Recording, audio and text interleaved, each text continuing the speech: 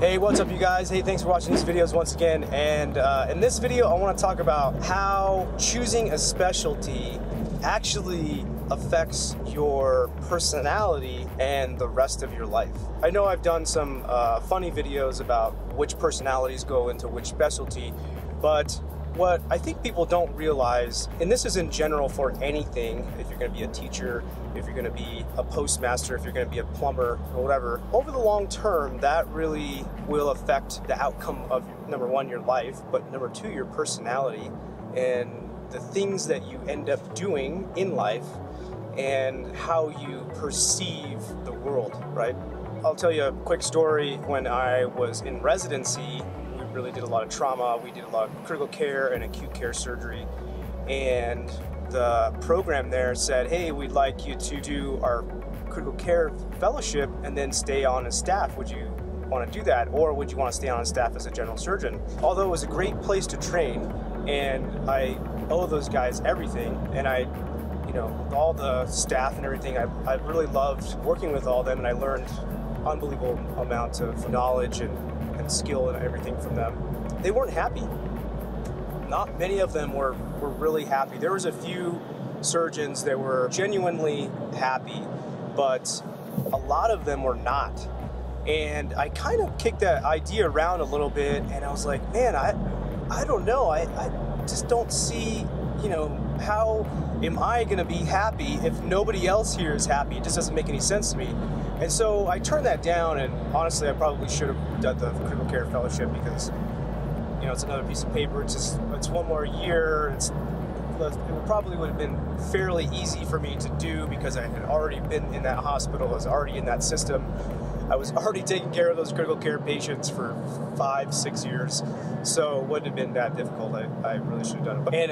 And now I can't really work at a level 1 hospital because they want everybody to be critical care certified there. That's the reason I should have done that. But I was just concerned that if I stayed there, I would become one of them and be an unhappy person. It's a bit of the chicken or the egg thing. Being happy is really, I've found, is really an inside job. It shouldn't be the outside, the things that influence you to make you happy or unhappy, but many people are. And I think that if you don't dig deep and really understand what should make you happy or not happy or upset or miserable or whatever it is, then you're gonna basically take on the characteristics of the people around you and the people or the environment around you. What I want to make clear in this video is that when you choose a career, that really defines you. I mean, a lot of people say, oh, I'm not my career, I'm not this, I'm not that,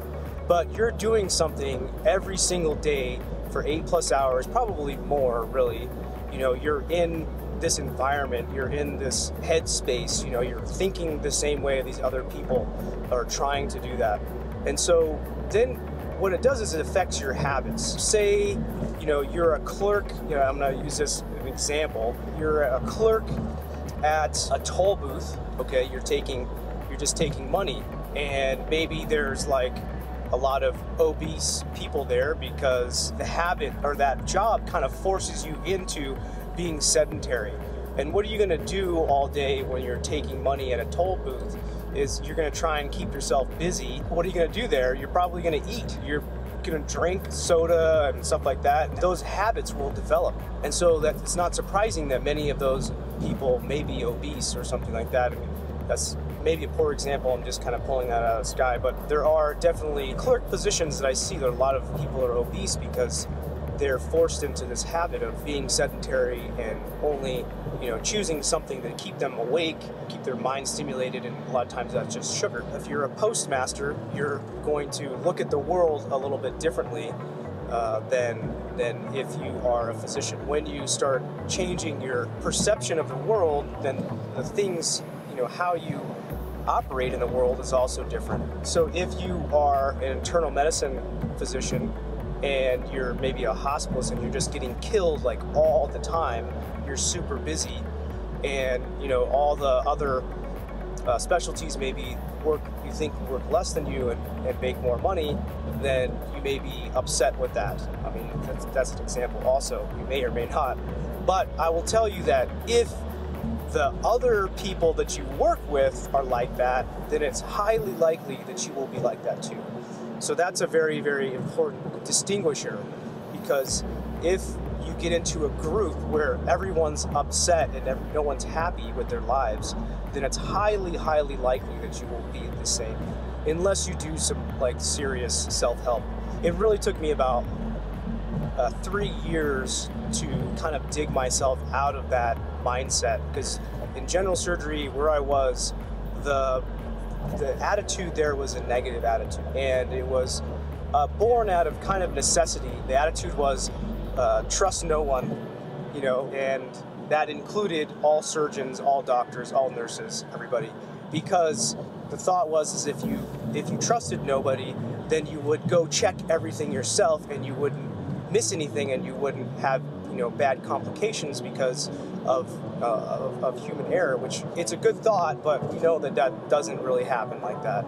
And then that brings me to the point of when you are happy, or your brain is functioning better, and you will have less error because your brain actually is firing better than if you have a negative mindset. My point is that when you're looking into the specialty, what are those people like? Are they negative people? Are they very upset all the time? Are they unhappy in their positions? If they are, if it's a majority of people like that, then you really, really got to think about that, because it's not 100%, but it's highly likely you'll be the same. If they're not, if they have a great life and they love it and they think what they do is amazing, then you'll have a higher chance of being just like that. I've talked about this before, that you are made up of the 5 to 8 people that you surround yourself the most with. You will be molded to those characteristics, those personalities, those incomes, everything. It's really something I never thought about before when I was a medical student. This is great for high school students, actually.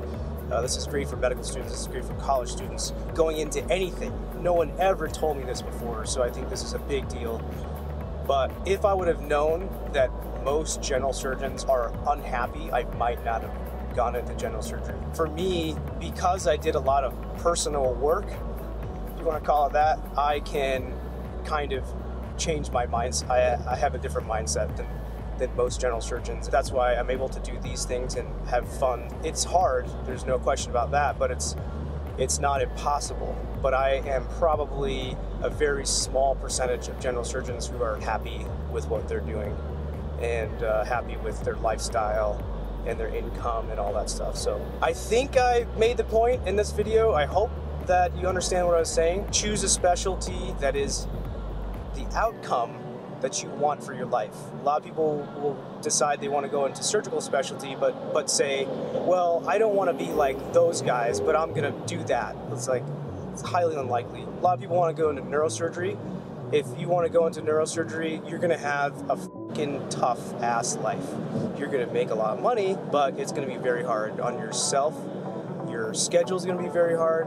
Your relationships are going to be very hard. Your family life is going to be very hard. Your relationships with your kids are going to be hard. It's going to be tough. And in fact, it reminds me of one of my senior residents one time. I was an intern. He was a 5th year. He barely saw his kids very much. And when he did, of course, he tried to be dad, and they'd do something, and he'd say, hey, don't do that. And they'd look at him and say, Dad, go back to work, because they didn't feel like he was really around enough to justify for him to tell them what to do. So the kids said, basically, F you, Dad, get out of here, go back to work, you're not part of this family. So that's pretty significant. You got to think about that. It's not impossible, but if you're going to go into it, you better be ready for that. That was pretty a serious one there. Hopefully I'll have some more fun videos coming up. Actually, I'm going to have some super awesome videos coming up this week. Stay tuned, subscribe, like, share, comment. As always, thank you very much for watching these videos and subscribing. Take care. Bye-bye.